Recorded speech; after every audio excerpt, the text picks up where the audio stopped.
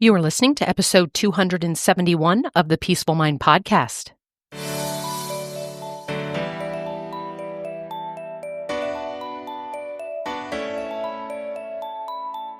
Welcome to the Peaceful Mind podcast, a place for creating the peace of mind you need to be the best mom you are created by God to be. If you want to bring more balance, more joy, and more peace to your motherhood, this is the place for you. I'm your host, certified life coach and Catholic mom, Danielle Tino. In the name of the Father, of the Son, and of the Holy Spirit, let's get started. Hi, everyone. Welcome back to the podcast. I'm going to take a second here on the front end to just reach out to anyone right now who is struggling, who is suffering, who feels stuck, who doesn't know what their next step should be. When you think about the areas of life, relationships, your emotional well-being, time management, your finances, your physical health, your spiritual well-being, if it's something with your career or a business, if you have a side business, if you are met with a challenge or suffering or not having satisfaction in one of those areas, I want to extend an invitation to you. Maybe what you're hearing today, is an answer to a prayer. And I would love for you to come sign up for a call with me and let's talk through and see if the type of help that I have is something that's a perfect fit for your life right now. All the ways to be able to connect with me and I have so many things that could support you. And so definitely check out the show notes for that. But in addition, I am thrilled to offer you this episode today. My heart delights in thinking that God is connecting me with someone who really, really needs to hear this message.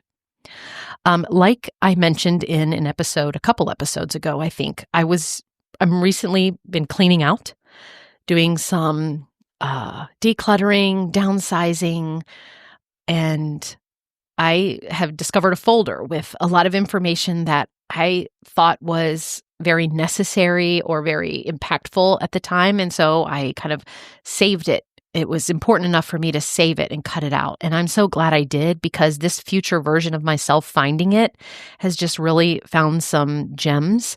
And I wasn't a coach at the time that I found this, and I didn't have this platform where I can speak and impact others. So I'm so glad that I can share this stuff now. But here's something that I found. It was a newspaper article, and I cut it out. I'm literally staring at this yellowing, ripped up kind of, so it was back in the day when newspapers were a real thing, right? But this is what the headline of the article says. It says, "Woman doesn't understand demands of motherhood." And what it was somebody who didn't have children who was writing in saying she didn't quite get why her friends, the ones with children, couldn't spend time with her or do the things that she thought they should be doing. And she kind of even felt like when the mom friend offered her, a reason why, that she was just making up the excuse. And so I know as moms can we can chuckle at that, but what I have seen is that there are just people who just don't know and don't understand. And not only the people who don't have children, right? I am finding that even the own moms, and I was probably a victim of this before too. I wasn't fully aware and seeing all that was going in to my life, all that I was doing. And I think some of you out there need to hear what I'm offering today, because there's some vital things you're just maybe not remembering or aware of that I want to bring to your attention today. So whether you're listening while you are making school lunches, maybe you're commuting to work right now, or maybe you're just stealing a few quiet moments between activities, I want to share something important with you that was instigated from me reading this article. And I'm calling it a love letter to every mom, whether you work outside the home or your work is primarily within it as a stay-at-home mom. It doesn't matter. I'm just in general offering this love letter to all moms. You see, in my years of coaching, I have noticed something that it actually breaks my heart. So many of us focus on what isn't done at the end of the day, instead of celebrating what we have accomplished. There was a book recently, and it says it's when you're focusing on the gaps of life instead of the gains of life. And we'll look just, let's say it's the unfolded laundry, rather than focusing and remembering that we read stories to our children that day, or we gave them hugs, or we shared some wisdom. So I want to paint a picture of what you're really doing every day. I want to remind you today to bring you peace in your heart, that there are things that rarely make it onto your to-do list, but are infinitely more valuable than anything you're probably putting on right now. And I'm going to just do a little bit of speaking directly to moms with young children as like a few examples and reminders, and then with older and maybe teenagers and beyond. So for those of you with young children, right, you're not just watching the kids during the day, right? You are teaching a whole life language by your words and actions. You're building the foundation of their faith through your daily examples. You're developing their emotional intelligence with each interaction you have with your child. You're creating a sense of security that will last a lifetime. You're showing them what love looks like in action. And this is true for any age of children, really. And maybe those with a little bit older or teenagers, you can look at it as you are for sure being a sounding board for complex emotions and challenges that arise with them. You're modeling how to navigate relationships and responsibilities. You're teaching discernment in this kind of complicated world that we're living in. You're maintaining connection while also trying to encourage their independence. You're creating a home that they'll want to return to, right? This is something that I brought up in last week's episode. And notice how those things are happening, but you are definitely, like, I could probably guess anyone who's listening right now, did you have any one of those things on your to-do list? Right? Oh, today I'm going to create a sense of security that will last a lifetime. Today I'm going to teach some discernment to my children, right? Like, we don't do that. But I want you to see that regardless of whether the kitchen is clean or the laundry is done, these things are happening. And you need to have awareness and celebrate yourself, pat yourself on the backs, whatever it takes to see, I'm doing such valuable work here. So to the working moms, when you are rushing from meetings to soccer practice, you're not just juggling. You're showing your children what it looks like to pursue your calling while also prioritizing your family. You're teaching them valuable lessons about responsibility and dedication and balance, and being an example of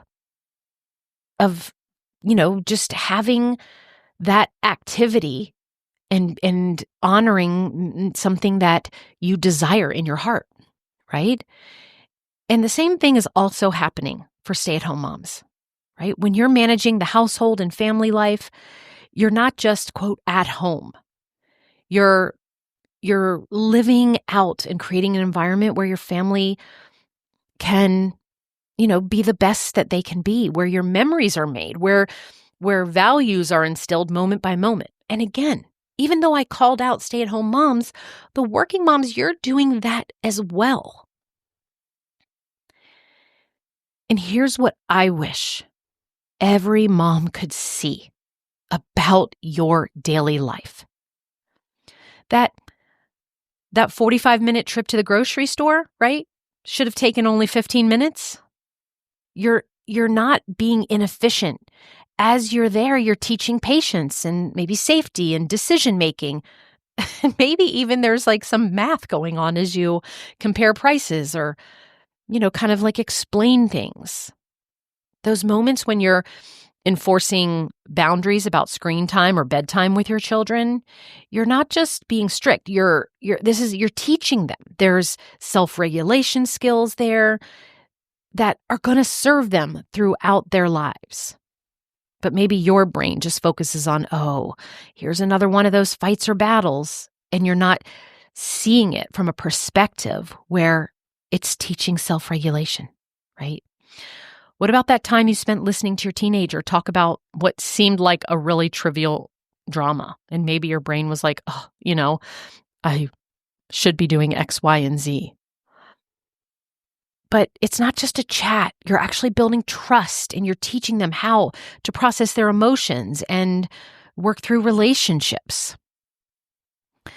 There's a constant vigilance, this continuous use of your voice that has to happen, like when you're a mom, right? There's a regulation of your needs, sometimes to putting off till later.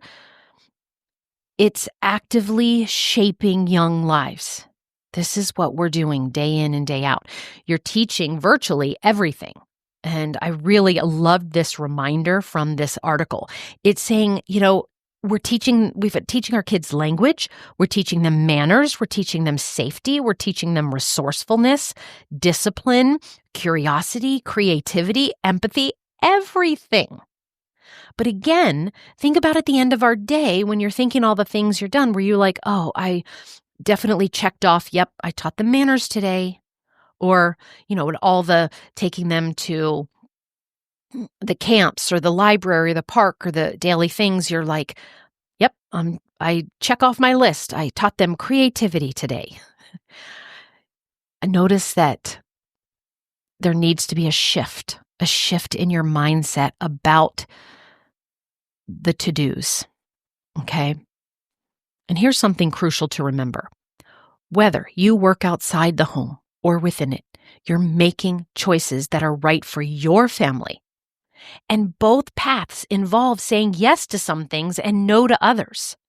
Both paths are valuable. Both paths are holy. So when you collapse into that bed or chair at the end of the day and you're looking around at what still needs to be done or what I didn't get done, what I said I was going to, I want you to try something different from now on. Instead of doing this mental catalog or, filing of what's left undone, I want you to take a moment, preferably more than just a moment, to acknowledge what you have accomplished. Not just those visible tasks that that our earthly society wants us to take a look at, but the invisible work, the holy work, the internal work of building other humans, of supporting other humans, of guiding other humans. For yourself, too. You've probably done this during the day. I can attest that your brain is not seeing this. You probably answered countless questions. You probably were a model of how to problem solve. You showed forgiveness. You taught resilience. You demonstrated faith in action. You built your child's confidence. You created security for them. You fostered independence. You nurtured their dreams. You're creating and preserving, helping them to preserve memories. Right? You are amazing. And as your coach, and that's how I see myself for you listeners, I deeply care about you. And many of you I will never meet. I would love to. By the way. Even if it's just virtually, right? Through an email. But I know I care about your peace of mind. And I want you to know that you're doing so much more than you realize. and your influence extends far beyond the tasks on your to-do list. But before I let you go today, before I wrap up this love message, love letter, as I've kind of put it, many of you may choose to hear what I had to say, and you're going to want to use it against yourself. You're going to say, well, there's a part of your brain that's going to be telling you, and it's a lie, that you're not doing those things, or you're not doing them well, or that, oh yeah, well, I may be doing that a little bit, but I'm also yelling and not demonstrating my faith in action. And I'm really I am being more controlling, and I'm not fostering their independence as much as I should. And I want you to just know, just for me pointing it out, if you catch yourself, yes, I'm discounting all the things Danielle said. I found an excuse and showed where I'm not doing that. And then your body feels bad because its default was, no, I'm not really doing that. I want to show you and just tell you today that you're wrong. Your brain is wrong. It offers us wrong things all the time. And that you can tell it to quiet down, be quiet. Or you can say, you're offering me that, but I'm the one that gets to choose my truth, and I'm choosing, and I'm going to go look for the ways I am already doing these things that Danielle just reminded me and brought to my attention. And for you moms who really feel far and distance from what I've said before, I hope that there's lots of moms that be like, yes, I am doing that. Yes, yes, yes. But the ones that are like, am I? I'm not sure. Go back, re-listen, and write down the list of things that I have said that I know that you're doing and not having some focus on, so that you can then see and find the ways where you are, that it is a checklist, proving your self-critical mind wrong. Okay? And again, with everything I offer here, if this seems impossible for you, if you see that this is a big obstacle to you having peace, then don't try what I'm offering here on this podcast to go at it alone, because I can help you. So if you're struggling to find peace in your chosen path of maybe whether you're a stay-at-home mom or a working mom, working outside the home mom, I just had a session or two recently with a particular client who I'm thinking about, and this is exactly what we helped her come to more of a peace around her decision to stay at home while she watched others make a transition, and not saying that she may not have a decision later to go back to her vocation of teaching. But I love that it's all about choosing and deciding what's best for you right now and cultivating as much confidence and peace around that. And there is that help for you if you're someone who struggles with that. And you just have to sign up for a call with me and we can talk it through. So for all of you listening, I hope that today's love letter helped you recognize and celebrate the incredible impact you are having on your family, regardless of what your to-do list checkmark boxes add up to. Okay, so until next week, I hope you see yourself through my eyes today, what I know is happening, and of course through God's eyes, and recognize that you are doing holy work every single day. All right, mamas, thank you so much for being here, and may peace be with you always. Thank you so much for tuning in to today's episode of the Peaceful Mind Podcast. If you found value in today's episode, I'd be so grateful if you could subscribe and leave a review. It not only supports the podcast, but ensures you don't miss out on future episodes packed with insights and tools to create peace of mind in your busy mom life. And if you're of the Catholic faith like me or any Christian mom seeking to feel better in any area of your life and to show up more calm, connected, and confident, I can help.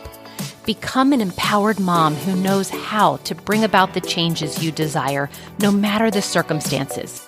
Whether you need one-on-one guidance to get there, prefer a group coaching program with like-minded women, or a self-study course, I've got you covered. Explore my private one-on-one packages, join my Busy to Balance group life coaching program, or delve into my signature course, Divine Time. To find out which path is right for you, let's meet and see what's the best fit. Schedule a free call with me at danielleteenel.com or send me a direct message on Facebook or Instagram at Danielle Teenel Coaching. And also, don't forget to get your copy of my book, The Cyclone Mom Method, How to Call on Your God-Given Power to Remain Calm, in control, and confident as a busy mom. Dive into the digital and bonus audio version when you go to book.danielleteenel.com/new-book. You'll find all the details in the show notes too. Until next time, peace be with you always.